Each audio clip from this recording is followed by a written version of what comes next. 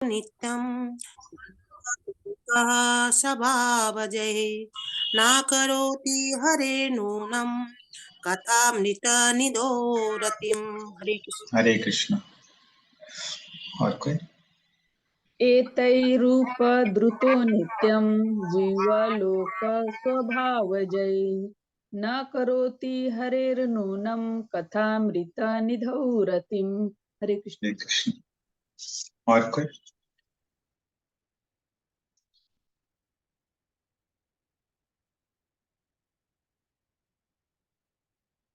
पढ़िए रेखाओं से अनुवाद तात्पर्य।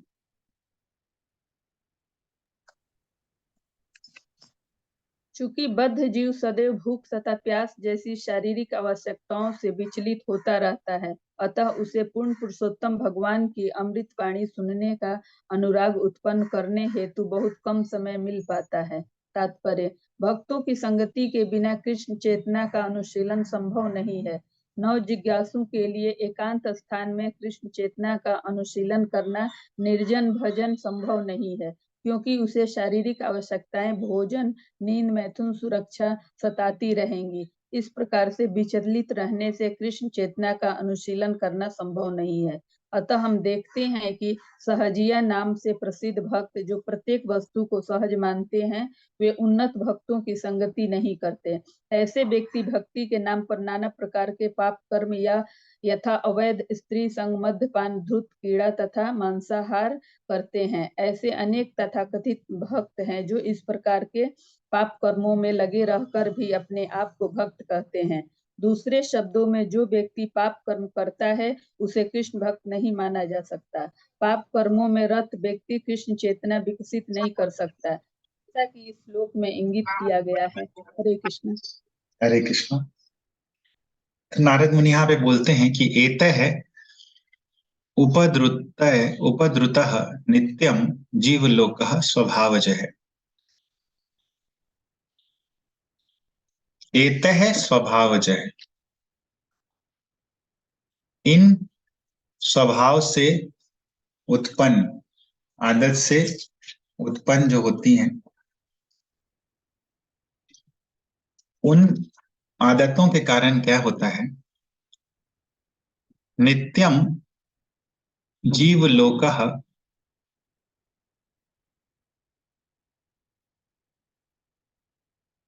हरेः कथा अमृत निधौ रतिम न करोति। तो जीव जो होता है, जो इस लोक में रहता है, जीवलोकः, वो अपने स्वभाव से उत्पन्न दोषों के कारण या आवश्यकताओं के कारण कथा हरे है कथा अमृत निधौ, भगवान की कथा अमृत के समुद्र में रतिम न करोति, आसक्ति उत्पन्न नहीं करता है। तो जीव को इंटरेस्ट नहीं आ पाता है, क्योंकि वो इतना डिस्टर्ब रहता है शरीर की आवश्यकताओं के कारण कि भगवान की कथा के लिए उसको समय नहीं मिल पाता है। इसीलिए देखिएगा, लोग अप्रिशिएट करते हैं बहुत बार कि अच्छी चीज है, ये अच्छा है, लेकिन फिर भी लोग समय नहीं निकाल पाते हैं भगवान की कथाओं को सुनने में। तो यही चीज यहाँ पे नारद मुनि बताते हैं। तो कैसे ये संभव हो पाता है, कैसे वो समय भी हमारा बनने लगता है?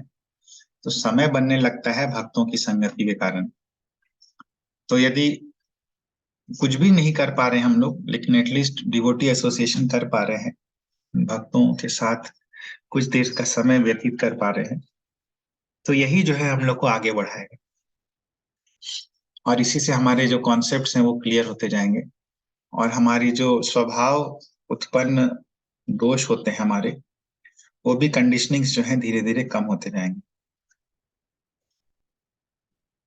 और एकांत स्थान पे यदि कोई बोले कि नहीं, मैं एकांत स्थान पे निर्जन भजन करूंगा और मैं अकेले ही सब कुछ कर लूंगा, तो ऐसा व्यक्ति जो है उसका निश्चित रूप से फॉल डाउन होना तय है, अवश्यंभावी है उसका पतन होना, क्योंकि ऐसा पॉसिबल नहीं।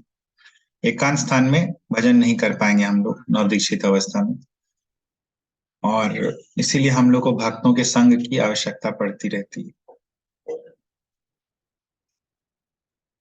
और एक और पॉइंट बता रहे हैं कि जो व्यक्ति पाप कर्म करता है उसे कृष्ण भक्त नहीं माना जा सकता है।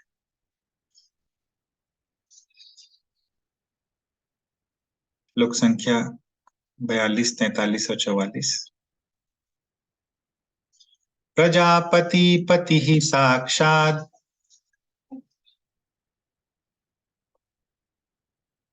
भगवान गिरिशो मनुः दक्षादयः प्रजाध्यक्षा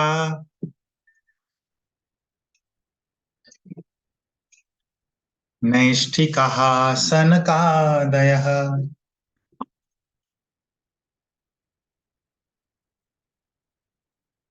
मरीचिरत्र्यङ्गिरसौ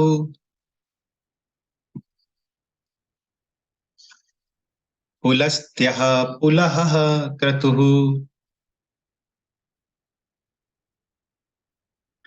भृगुर्वसिष्ठ इत्येते मदन्ता ब्रह्मवादिनः अद्यापि वाचस्पतयस् तपो विद्या समाधिभिः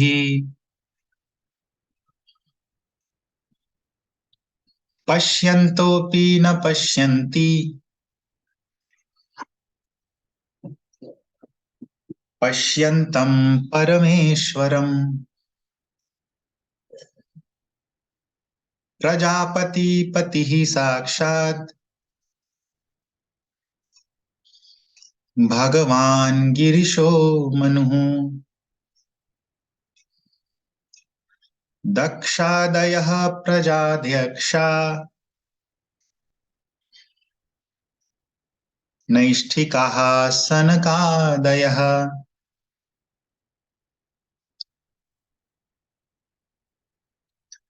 मरीचिरत्र्यङ्गिरसौ पुलस्त्यः पुलहः क्रतुः भृगुर्वसिष्ठ इत्येते मदन्ता ब्रह्मवादिनः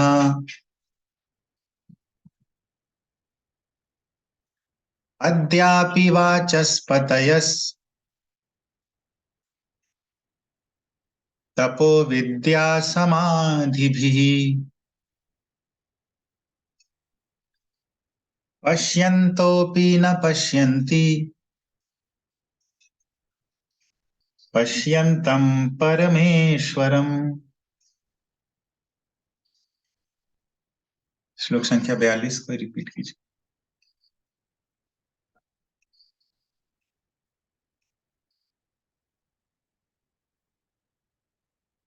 हरे कृष्ण। प्रजापति पति साक्षात् भगवान गिरिशो मनु दया दक्षादयः प्रजाध्यक्षः नैष्ठिकाः सनकादयः। हरे कृष्ण। हरे कृष्णा। मनु में विसर्ग का लोप हो गया, विसर्ग का उच्चारण नहीं हुआ। प्रजापति पति साक्षात् भगवान गिरिशो मनु दक्षादयः प्रजाध्यक्षः नैष्ठिकाः सनकादयः। क्ष का उच्चारण में क्ष का उच्चारण हो रहा है। क्ष है, दक्षा क्ष नहीं है। दक्षा, दक्षा नहीं, दक्षा। दक्षादय, हाँ, प्रजाध्यक्षा। दक्षा दक्षा, दया प्रजाध्यक्ष, दक्षा दक्षा, दक्षादय प्रजाध्यक्षा, दक्षा प्रजाध्यक्षा, दक्षा नैष्ठिका सनका प्रजाध्यक्षा, प्रजाध्यक्षा, दक्ष प्रजाध्यक्षा, प्रजाध्यक्षा। ठीक है, प्रैक्टिस कीजिएगा इसको, आप लोग खुद भी प्रैक्टिस कीजिए। केवल रिसाइट करते समय प्रैक्टिस कीजिएगा तो नहीं हो पाएगा। इसको खुद से प्रैक्टिस करना है घर पे, अपना पर्सनल टाइम पे सभी को, नहीं तो ऐसे ही फिर चलता रहेगा ये छ और क्ष वाला कंफ्यूजन।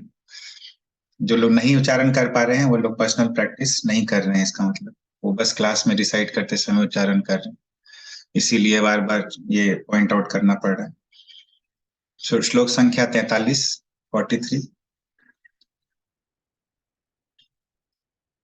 परिचिरत्र्यङ्ग्रसौ अंगीरसौ प्लस्यत् अङ्गीरसौ पुलस्त्यः पुलः क्रतौ भृगुर्वशिष्ठ क्रतुः क्रतुः क्रतुः क्रतुः भृगुर्वशिष्ठ इति भृगु भृगुर्वशिष्ठ, भ्र नहीं है वो भ्री है, भृगुर्वशिष्ठ।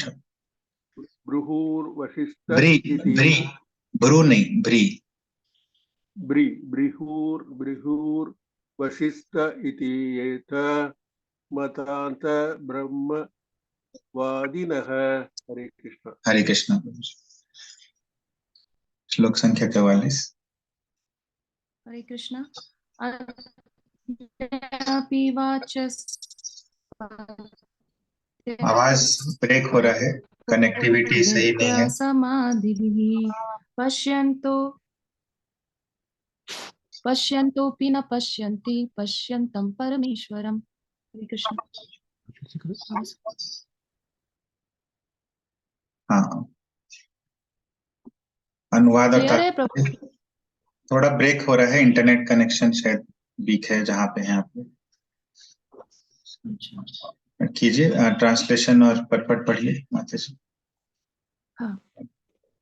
समस्त प्रजापतियों के पिता परम शक्तिशाली ब्रह्मा जी, शिव, मनु, दक्ष, मानव जाति के अन्य शासक, प्रथम कोटि के ब्रह्मचारी सनक, सनातन इत्यादि चारों परम साधु, मरीचि, अत्रि, अंगिरा, पुलस्त्य, पुलह, क्रतु, भृगु तथा वशिष्ठ जैसे महर्षि तथा स्वयं मैं नारद, ये सभी महान ब्राह्मण हैं जो वैदिक साहित्य पर अधिकार पूर्वक बोल सकते हैं। हम सब तप, ध्यान तथा ज्ञान के कारण अत्यंत शक्तिशाली हैं, तो भी भगवान को साक्षात देखते हुए और अन्वेषण करने पर भी हम उनके विषय में पूर्णतः नहीं जानते।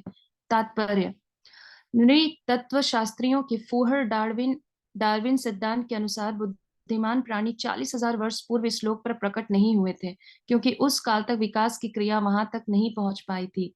किंतु पुराण तथा महाभारत जैसे वैदिक इतिहास ग्रंथ बताते हैं कि लाखों वर्ष पूर्व से मानव इतिहास प्रारंभ होता है। सृष्टि के प्रारंभ में ब्रह्मा नामक अत्यंत बुद्धिमान व्यक्ति था, जिससे समस्त मनु, सनक तथा सनातन जैसे ब्रह्मचारी, शिव तथा नारद इत्यादि ऋषि उत्पन्न हुए। इन सभी महापुरुषों ने महान तपस्याएं की और वे वैदिक साहित्य के अधिकारी बने। वेदों में मनुष्यों तथा समस्त जीवों का पूर्ण ज्ञान निहित है। उपर्युक्त सारे महापुरुष न केवल शक्तिमान हैं, भूत, भविष्य और वर्तमान के दृष्टा हैं, वरन उसी के साथ भक्त भी हैं। फिर भी इतने ज्ञानी होने और भगवान विष्णु का साक्षात्कार होने पर भी वे भगवान विष्णु एवं जीव के पारस्परिक संबंध को पूर्ण रूप से नहीं समझ पाते। इसका अभिप्राय यह है कि इन महापुरुषों का भी अनंत विषय ज्ञान अत्यंत सीमित है। इससे यह निष्कर्ष निकलता है कि केवल ज्ञान में आगे बढ़ जाने से किसी को भगवान विषय ज्ञान में दक्ष नहीं माना जा सकता। भगवान को उच्च ज्ञान से नहीं अपितु शुद्ध भक्ति से समझा जा सकता है, जिसकी पुष्टि भगवद गीता 18:55 में हुई है। भक्त्या माम अभिजानाति यावन यश्चास्मि तत्वतः। जब तक मनुष्य शुद्ध दिव्य भक्ति नहीं करता, तब तक वास्तविक रूप में वह भगवान को नहीं समझ सकता है। हर व्यक्ति को भगवान के विषय में कुछ न कुछ ज्ञान होता है। तथा कथित वैज्ञानिक तथा चिंतक ज्ञानी अपने ज्ञान के बल पर परमेश्वर को समझने में असमर्थ हैं। जब तक मनुष्य भक्ति के स्तर तक नहीं उतरता, तब तक ज्ञान पूर्ण नहीं होता। इसकी पुष्टि भागवत 10:14-29 से होती है। अथापि ते देव पदाम्बुजद्वय प्रसाद लेशानुगृहीत एव हि जानाति तत्त्वं भगवान् अक्षर है वहां पूरा उसको पढ़ना है। पदाम्बुज नहीं, द्वय अनुगृहीत। अथापि ते देव पदाम्बुज देव देव अथापि ते देव अथापि ते देव पदाम्बुजद्वय पदाम्बुज पदाम्बुजद्वय प्रसादलेशानुगृहीत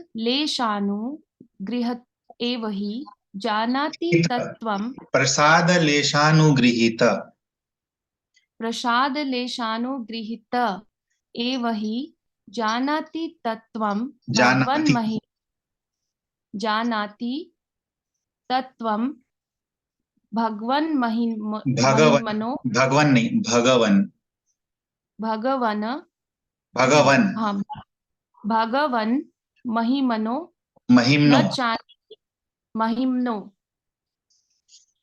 जानाति तत्त्वं भगवन् महिमनो न चान्य एकोप भगवन महिम्नो भगवन् महिम्नो न चान्य एकोप चिरम विचिन्वत्। ज्ञानी लोग हजारों वर्षों तक परमेश्वर के विषय में चिंतन करते रहते हैं, किंतु जब तक भगवान की कृपा नहीं होती तब तक उनकी महिमा समझ में नहीं आती। इस श्लोक में जिन ऋषियों का उल्लेख है वे सब उस ब्रह्मलोक के निकटवर्ती लोकों में रहते हैं जहां सनक, सनातन, सनंदन तथा सनत कुमार इन 4 ऋषियों सहित ब्रह्मा निवास करते हैं। ये ऋषि विभिन्न नक्षत्रों में रहते हैं जिन्हें दक्षिणी नक्षत्र कहा जाता है और जो ध्रुव तारा के चारों ओर है। ध्रुव तारा अथवा ध्रुवलोक इस ब्रह्मांड की खूंटी केंद्र है और सारे नक्षत्र इसके चारों ओर घूमते हैं। जहां हम देख सकते हैं कि सभी नक्षत्र इस ब्रह्मांड के लोक हैं। पाश्चात्य सिद्धांत के अनुसार समस्त नक्षत्रगण विभिन्न सूर्य हैं, किंतु वैदिक जानकारी के अनुसार इस ब्रह्मांड में केवल एक ही सूर्य है। समस्त तथाकथित नक्षत्र विभिन्न लोक हैं। इस ब्रह्मांड के अतिरिक्त लाखों अन्य ब्रह्मांड हैं और इनमें से प्रत्येक में वैसी ही असंख्य नक्षत्र तथा लोक हैं। हरे कृष्णा। हरे कृष्णा। तो यहाँ पे नारद मुनि बोलते हैं कि प्रजापति पति ही, प्रजापति जो कि प्रजा का विस्तार करते हैं, जैसे दक्ष हो गया और भी बहुत सारे प्रजापति हो गए, कश्यप ऋषि वो भी प्रजापति हैं। तो प्रजापति पति ही यानी कि ब्रह्मा जी, क्योंकि वो समस्त प्रजापतियों के स्वामी हैं। साक्षात भगवान गिरीशः, और साक्षात भगवान शिव गिरीशः, तो गिरीश शिव जी का एक नाम है। मनुः यानी कि मनु, तो ब्रह्मा जी के एक दिन में कितने मनु होते हैं?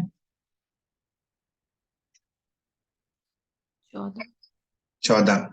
दक्ष आदयः, दक्ष इत्यादि प्रजा अध्यक्षः, मनुष्यों के शासक यानी राजा इत्यादि, या मनु, मनु भी हो सकता है, राजा इत्यादि भी हो सकते हैं।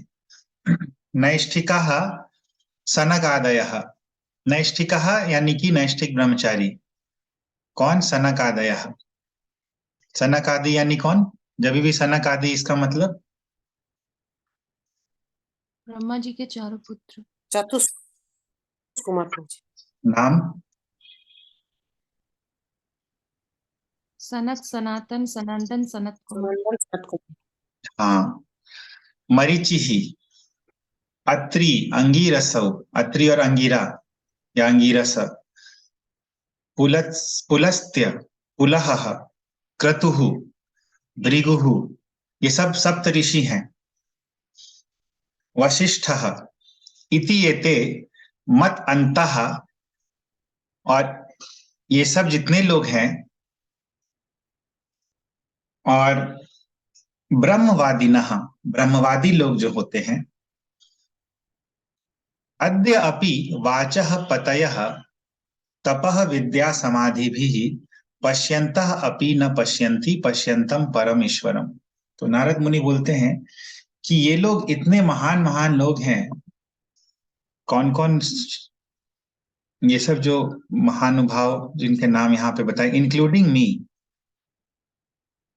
मत अंतः मतलब और स्वयं मैं, फाइनली मैं, ऐसा नारद मुनि बोलते हैं।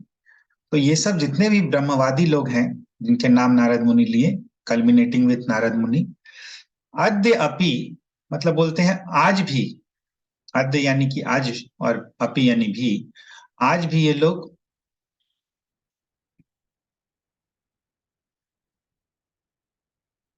कौन, वाचः पतयः, ये लोग जो है ये सब वाचः पतयः, ये सब वाणी के स्वामी हैं, यानी कि काफी अधिकार पूर्वक वैदिक साहित्य पे बोल सकते हैं। तपः विद्या समाधि भी, तपस्या विद्या और समाधि के द्वारा पश्यन्तः अपि न पश्यन्ति, देखते हुए भी नहीं देख पाते हैं। किनको? पश्यन्तम परमेश्वरम, देखने वाले भगवान को। पश्यन्तम परमेश्वरम, तो इसको यहाँ पे अलंकार होता है ये, तो ये अलंकार का प्रयोग किया गया है। पश्यन्तः अपि न पश्यन्ति पश्यन्तम परमेश्वरम। प जो है रिपीटेड है, पश्यन्तः भी 3 बार रिपीटेड है, तो ये शब्द अलंकार है। तो हम लोग इतने वाचः पतयः जो हैं, ब्रह्मवादी लोग जो हैं, ये लोग भगवान को देखते हुए भी नहीं देख पाते हैं। किन भगवान को? सबको देखने वाले भगवान को। भगवान क्योंकि सबको देखते हैं, इसीलिए पश्यंतम पश्यंतम परमेश्वरम भगवान को कहा गया है। तो यहाँ पे डार्विन को क्रिटिसाइज किए हैं प्रभुपाद, और नृतत्व शास्त्री यानी एंथ्रोपोलॉजिस्ट, नृतत्व यानी एंथ्रोपोलॉजी, और नृतत्व शास्त्री यानी एंथ्रोपोलॉजिस्ट जो होते हैं, जो कि ह्यूमन रेस को अध्ययन करते हैं, उन लोगों ने एक बेकार सा सिद्धांत निकाला है जिसको डार्विन्स थ्योरी ऑफ इवोल्यूशन कहते हैं। तो इनके हिसाब से 40,000 वर्ष पूर्व कोई भी बुद्धिमान प्राणी नहीं था इस संसार में, केवल बंदर थे,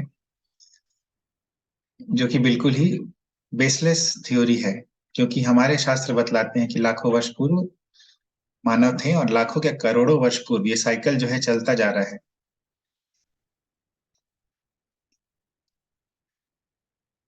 और ये जितने महापुरुष जिनके नाम यहाँ लिए गए, ये लोग न केवल ज्ञानी हैं बल्कि भक्त भी हैं। तो ये कहने का मतलब यहाँ पे क्या है नारद मुनि का, कि पश्यन अपि न पश्यति, पश्यन्तः अपि न पश्यन्ति। इसका मतलब है कि इतने जो महान लोग हैं, ये लोग जिन लोग तपस्या किए हैं, ज्ञानी हैं, इतने ज्ञानी होने पर भी ये लोग पूर्ण रूप से भगवान को नहीं समझ पाते हैं, और भगवान और जीव के बीच का संबंध को भी नहीं समझ पाते हैं। इनका ज्ञान जो है लिमिटेड है, और कंक्लूजन बेसिकली यही है कि केवल ज्ञान से भगवान को समझा नहीं जा सकता है। तो भगवान को कैसे समझा जा सकता है? श्लोक के साथ बताइए। भक्ति से। हाँ बताइए श्लोक,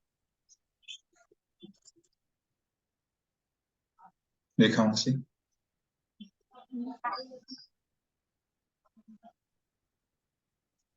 भक्त्या माम अभिजानाति यावन्यश्चास्मि तत्त्वतः ततो माम तत्त्वतो ज्ञात्वा विशते तद अनंतरम। तो भक्ति से ही मुझको जाना जा सकता है। फिर हम लोग ये जो पढ़ रहे हैं डेली बेसिस पे भागवतम, ऐसा क्यों कर रहे हैं हम लोग? फिर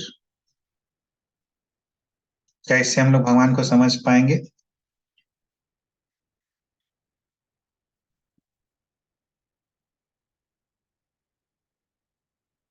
बताइए कोई आंसर।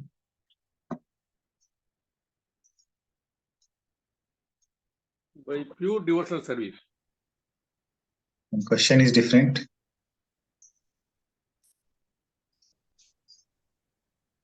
बस भक्ति सेवा से ही होगा। कोशिश करेंगे समझने की। भक्ति केवल पढ़ने से नहीं होगा, भक्ति मतलब कि डिवोशनल सर्विस करना भी जरूरी है, ज्ञान से नहीं होगा। और कोई आंसर?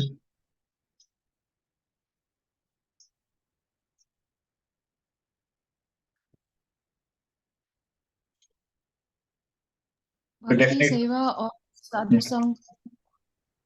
हाँ, क्वेश्चन मेरा क्या था उसके हिसाब से बताइए। इतना भागवतम पढ़ रहे हैं इसलिए कि भगवान के बारे में जानेंगे तो भक्ति बढ़ेगा और भक्त लोग का संग मिलेगा, जिससे राइट भक्ति बढ़ेगा हम लोग को। राइट, डेफिनेटली भक्ति बढ़ेगा। क्यों बढ़ेगा? क्योंकि ये जो हम लोग कर रहे हैं ये ज्ञान नहीं है। ये ज्ञान मतलब वैसा ज्ञान नहीं है जिसके बारे में कहा जा रहा है, ये भक्ति ज्ञान है। और ये जो ज्ञान है जो हम लोग अभी देख रहे हैं, ये भागवतम जो पढ़ रहे हैं, तात्पर्य टीका जो पढ़ रहे हैं, प्रभुपाद के द्वारा लिखा गया, ये जो भी टीका है प्रभुपाद बताए हैं कि मैंने जो टीकाएं लिखी हैं भागवतम पे और श्रीमद् भगवत गीता पे, ये भक्ति को बढ़ाने वाला है। क्यों? क्योंकि ये टीकाएं जो हैं ये एक्चुअली भगवान के द्वारा मुझसे लिखवाई गई हैं और हृदय से ये टीकाएं जो हैं लिखी है गई हैं।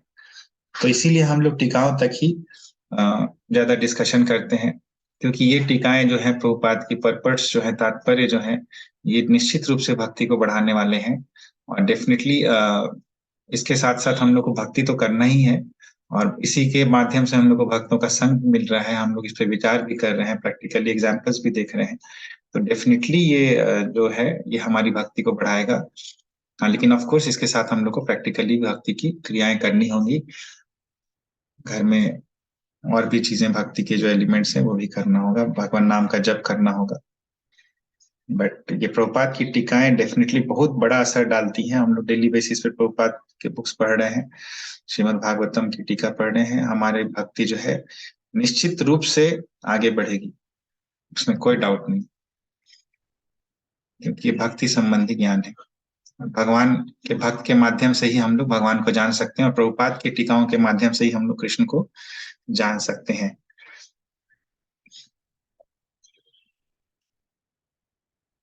तो भागवतम में ये श्लोक आता है, अथापि ते देव पदाम्बुजद्वय प्रसादलेशानुगृहीत एव हि जानाति तत्त्वं भगवन्महिम्नो न चान्य एकोपचिरं विचिन्वन्। तो अथापि ते देव पदाम्बुजद्वय प्रसादलेशानुगृहीत एव हि जानाति तत्त्वं भगवन्महिम्नो न चान्य एकोपचिरं विचिन्वन्। कि हे देव, यहाँ पे भगवान को संबोधित करते हुए कहा जा रहा है कि आपके जो ते पदाम्बुज द्वया, आपके जो दो चरण कमल हैं, प्रसाद लेश अनुगृहीत एव ही, तो आपके चरण कमलों की कृपा से, लेश मात्र प्रसाद से, लेश मात्र कृपा से और अनुग्रह से क्या होता है, बहुत ही बड़ी कृपा मिल जाती है। लेकिन जानाति तत्वम भगवन महिम्नो न च अन्य एकः चिरम विचिन्वन। लेकिन फिर भी अगर आपके चरण कमलों की कृपा किसी को नहीं मिलती है तो वो हजारों चिरम, चिरम यानी कि हजारों वर्ष तक, चिरकाल तक आपके विषय में विचिन्वन चिंतन करते रहेंगे, तो भी जानाति तत्वम भगवन महिम्नो न चा अन्य एक अपि, तो भी उनको आपकी महिमा और आपका तत्व जो है नहीं समझ में आएगा। तो भगवान की कृपा से ही भगवान समझ में आएंगे।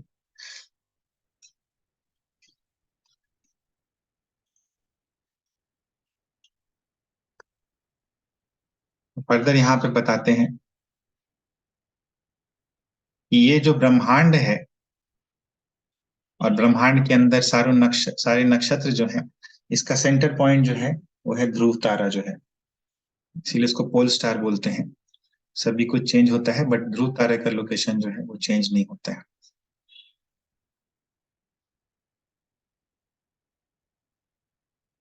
किसी का कोई पॉइंट है अभी तक या कोई प्रश्न है?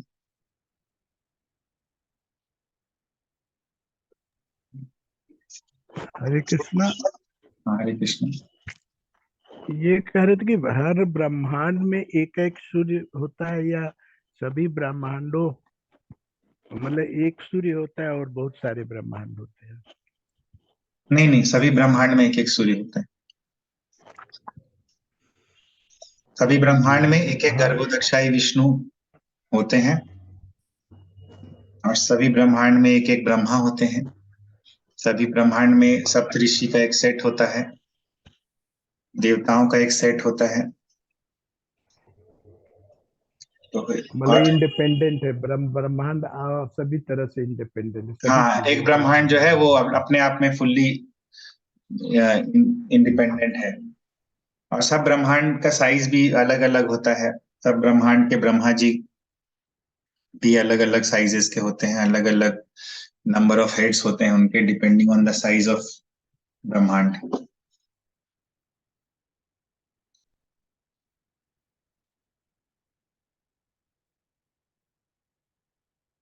श्लोक संख्या 45। शब्द ब्रह्मणि तुष्पारे चरंत उरुविस्तरे मंत्रलिंगैर्व्यवच्छिन्नम् भजन्तो न विदुः परम्।